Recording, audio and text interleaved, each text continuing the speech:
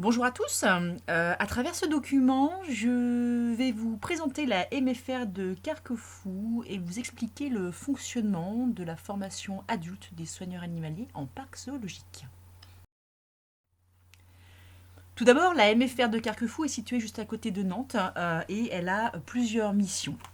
Pour ce faire, elle propose des formations qui sont variées dans le domaine agricole, dans le domaine de l'aménagement paysager, dans le domaine des bâtiments, mais aussi dans le domaine, bien sûr, animalier. Concernant la formation donc de soigneurs animaliers en parc zoologique, il faut savoir que c'est un titre qui est certifié au répertoire national, donc des certifications professionnelles qu'on appelle également le RNCP. Ce titre est le titre animalier en parc zoologique, ce qui signifie que c'est quelque chose qui est donc reconnu par l'État.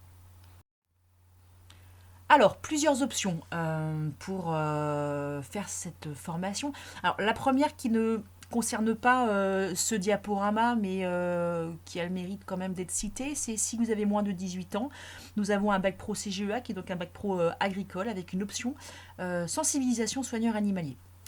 Là, ce qui nous intéresse et ce qui nous concerne, c'est pour les personnes qui ont plus de 18 ans. Plusieurs moyens d'intégrer cette formation de manière continue, avec un contrat de professionnalisation ou sous forme de VAE, qui est la validation des acquis d'expérience. Le métier de soigneur animalier en parc zoologique, c'est évidemment un métier passion, un métier de passionné et un métier qui est passionnant. Néanmoins, bien sûr, plusieurs points peuvent ne pas convenir à tous et il est important de les considérer comme des freins potentiels au bon déroulé du parcours. Nous avons effectivement beaucoup de jeunes stagiaires qui arrivent avec beaucoup d'idées préconçues sur ce métier et qui, au final, déchantent très rapidement. Parce qu'il est vrai que c'est un métier qui est physique, hein, qui demande donc une bonne condition physique. C'est un métier où l'on travaille en extérieur. Alors c'est vrai que l'extérieur c'est chouette au printemps, c'est chouette à la mi-saison, c'est peut-être un peu moins sympathique quand vous êtes sous forte canicule ou à l'inverse lorsque vous êtes à plusieurs semaines sous des températures négatives. Donc ce sont des conditions de travail qui sont quand même assez difficiles. C'est un domaine qui correspond au domaine du tourisme. Par conséquent, vous allez travailler le week-end et les jours fériés. L'engagement personnel est évidemment important et indispensable. Vous travaillez avec du vivant. Les animaux dont vous avez la charge dépendent de vous, intégralement de vous. Donc voilà, vous devez avoir un engagement, j'allais dire presque sans limite. La mobilité, elle est nécessaire, elle est indispensable pour pouvoir être véhiculé en parc et travailler dans le parc, mais aussi pour pouvoir se déplacer entre parcs zoologiques, notamment pour pouvoir trouver des contrats de travail.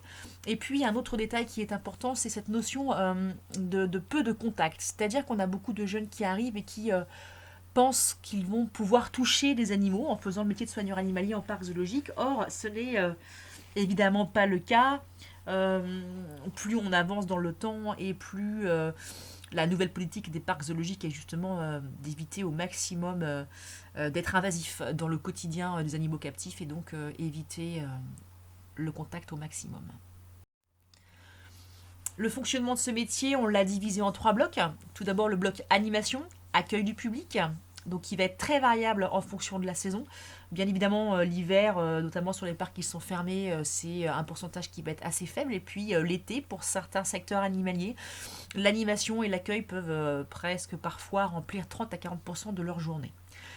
On a le bloc soins qui va correspondre à tout ce qui est alimentation, enrichissement, entraînement, tout ça, et bien c'est en moyenne 30% du temps de travail d'un soigneur animalier dans sa journée. Et puis le bloc entretien qui est le bloc le plus important, qui va être lui aussi variable en fonction de la saison, qui peut varier entre 60% en haute saison jusqu'à parfois 90 et 100%, peut-être pas 100% mais 90% en basse saison. Donc c'est vraiment un métier où l'entretien, c'est-à-dire le nettoyage des enclos et des bâtiments, est considérable. Alors, en ce qui concerne la formation en elle-même, on est une formation de niveau 3, c'est-à-dire anciennement niveau 5. Elle est inscrite au RNCP, comme je l'ai déjà dit, donc au répertoire des certifications professionnelles. Nous avons 22 années d'expérience. Il faut savoir qu'à l'époque, donc fin des années 90, les parcs zoologiques de l'Ouest sont venu chercher la MFR de Carquefou parce qu'il cherchait à avoir des soigneurs animaliers qualifiés, à l'époque, il n'y avait aucune formation pour pouvoir réaliser ce métier. Nous avons donc monté cette formation de soigneurs animaliers avec l'écoute et l'aide de ces structures zoologiques qui sont toujours aujourd'hui de vrais partenaires. Donc, j'en viens au fait que nous sommes évidemment reconnus des parcs zoologiques et pas que ceux de l'Ouest. Et nous avons effectivement aussi un très très fort soutien de la région des Pays de la Loire qui nous permet le financement en grande partie de cette formation. Alors, je reviens très rapidement aux différents statuts possibles pour intégrer cette formation. Il y a le statut de la formation continue qui intègre notamment les projets de transition professionnelle, anciennement le CIF. Il y a le statut contrat de professionnalisation et dernièrement le statut VAE. Alors VAE, c'est pour ceux qui sont déjà soigneurs animaliers, donc on en parlera vraiment à la fin. Les deux statuts précédents, il faut savoir que ce n'est pas l'un ou l'autre. Ce n'est pas vraiment une question de choix. Les contrats de professionnalisation sont assez rares. On a à peu près une quinzaine d'élèves par an en contrat de professionnalisation. Donc il faut en fait plutôt jouer sur les deux tableaux. On va commencer par vous présenter très rapidement les stagiaires de la formation continue. Tout ça, c'est des termes qui peuvent paraître un petit peu compliqués lorsqu'on n'est pas du métier.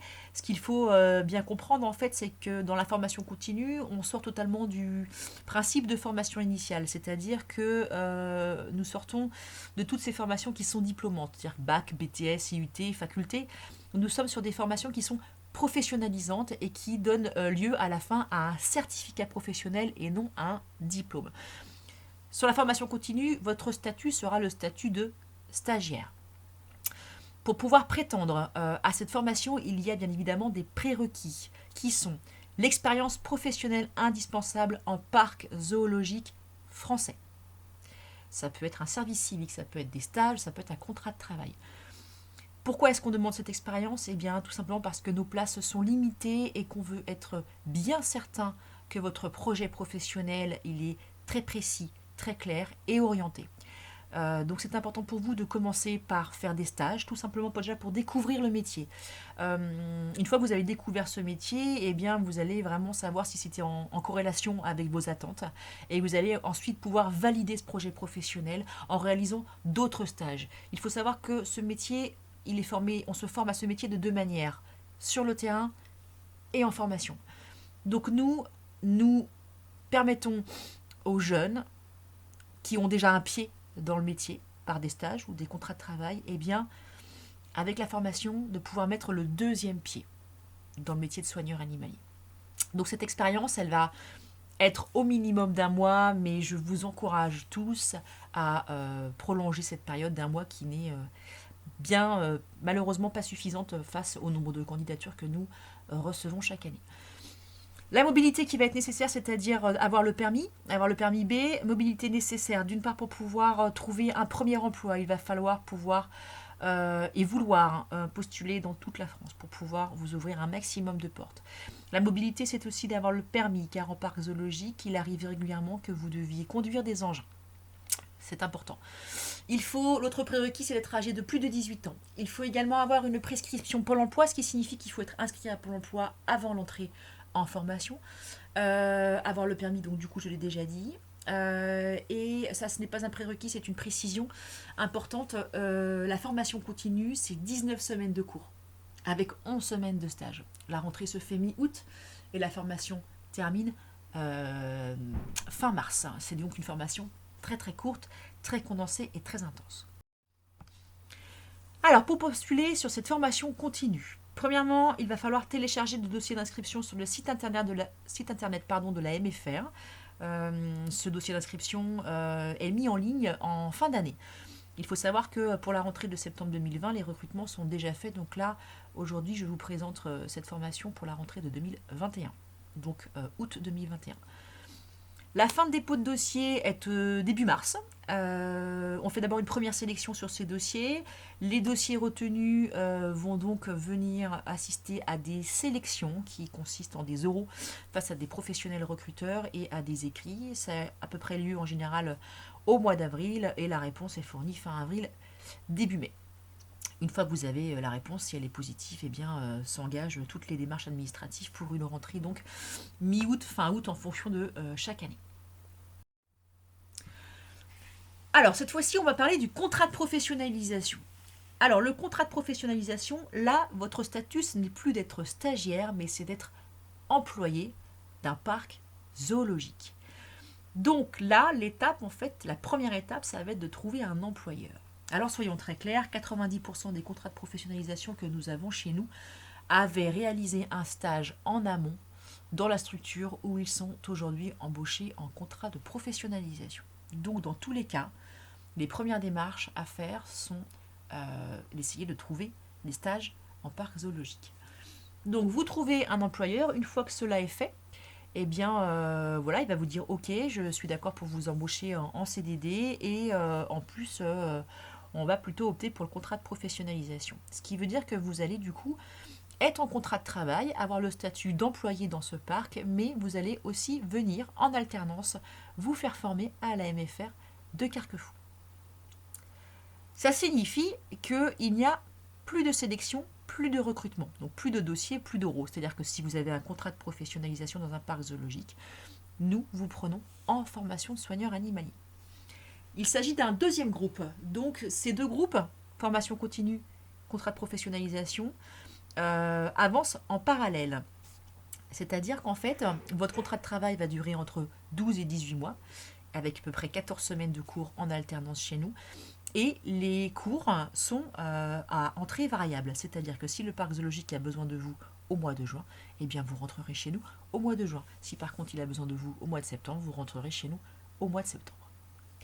Petite précision importante tout de même, seuls les parcs privés peuvent prendre des contrats de professionnalisation. Le troisième point, c'est la validation des acquis d'expérience qui va surtout concerner des personnes qui sont déjà animaliers en parc zoologique puisqu'il faut justifier d'une année d'expérience. Donc la première démarche, ça va être d'appeler la MFR pour pouvoir avoir la personne en charge de CVAE qui va vous expliquer quel dossier il faut rédiger et de quelle manière. Nous avons un partenariat fort avec le territoire puisque nous sommes soutenus par la région des Pays de la Loire, par le Conseil général, et puis nous sommes en relation évidemment avec tous les acteurs locaux du territoire. Alors la formation, comment elle s'organise? Eh bien, elle est tout simplement modularisée. Chaque semaine est à thème, donc carnivore, herbivore, primate, on va faire tous les taxons bien évidemment, mais on va aussi avoir des cas un peu plus concrets, des travaux pratiques. Les semaines vont se dérouler avec de la théorie, mais aussi de la visite de parc, donc on va avoir beaucoup de professionnels de parcs zoologiques qui vont venir faire cours, puisque ce sont des pros qui font des cours, évidemment. Ces professionnels, ça peut être des chefs animaliers, ça peut être des soigneurs animaliers, ça peut être des vétérinaires. Dans tous les cas, ce sont des personnes qui connaissent très très bien le sujet dont ils vont vous faire cours.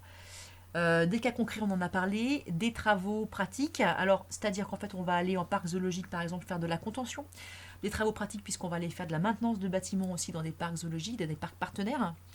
Chaque semaine, on va essayer d'aller visiter aussi d'autres parcs zoologiques de manière à ouvrir un maximum l'esprit et la culture zoologique de nos élèves. Nous proposons également dans cette formation l'habilitation convoyeur, l'habilitation électrique de premier niveau, la SST, qui est la santé et sécurité au travail, et nous partons une semaine à l'étranger. Concernant les matières générales, nous faisons cours biologie et anglais.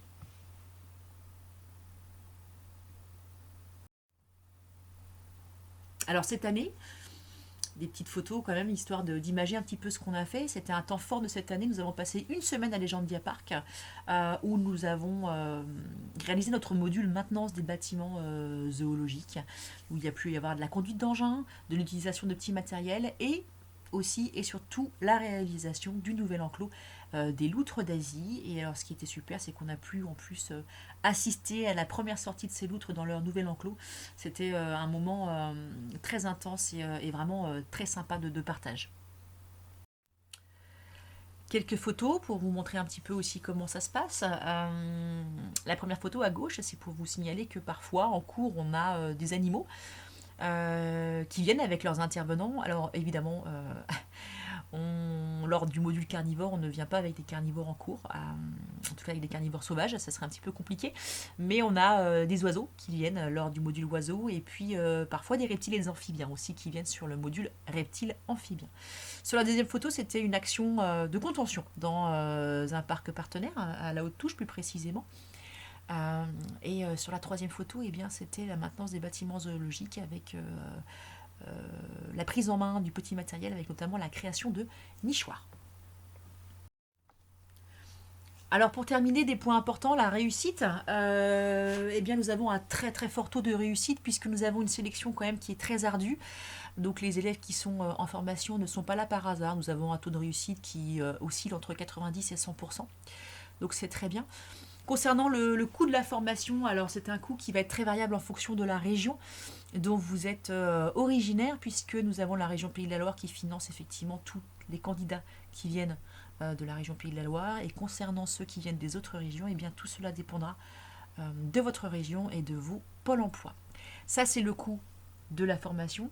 Il faut savoir également qu'il y a un coût, évidemment, lorsqu'on s'engage dans ce type de formation, puisqu'il va falloir trouver des hébergements sur la commune de Carquefou, mais aussi sur vos lieux de stage. Concernant l'insertion professionnelle, elle est très très bonne. Nous sommes, je le répète, soutenus par la région Pays de la Loire, nous sommes financés par la région Pays de la Loire, et évidemment, cette région eh bien, nous demande de rendre des comptes, et ces comptes, eh bien, c'est l'insertion professionnelle des jeunes. Nous avons un suivi d'insertion à la sortie à plus 3 mois, à plus 6 mois et à plus 12 mois. Et ce taux d'insertion oscille entre 75 et 90%. Donc c'est un très très bon taux d'insertion. De toute façon, nous avons 2 objectifs dans cette formation. Le premier, c'est de former de bons soigneurs, de très bons soigneurs avec de grandes valeurs de bien-être et de respect animalier. Et le deuxième objectif de cette formation, c'est bien évidemment de faciliter l'insertion professionnelle. Voilà, je vous remercie à tous pour votre attention. J'espère avoir répondu à certaines de vos questions. Je vous souhaite à tous une très bonne journée. Au revoir.